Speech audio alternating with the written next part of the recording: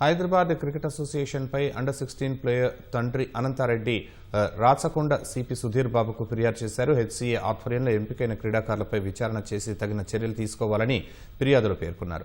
నకిలీ ధ్రువపత్రాలతో క్రీడాకారులను ఎంపిక చేస్తే అర్హత గల క్రీడాకారులకు అన్యాయం జరుగుతుందని అనంతరెడ్డి అన్నారు. గతంలో నకిలీ పత్రాలుగా గుర్తించారని వారిని మళ్లీ ఎలా ఎంపిక చేస్తారని ప్రశ్నించారు. క్రీడాకారుల ఎంపికలో జరుగుతున్న అవకతవకలపై హెచ్సీఏ అధికారులపై చర్యలు తీసుకోవాలని కోరారు.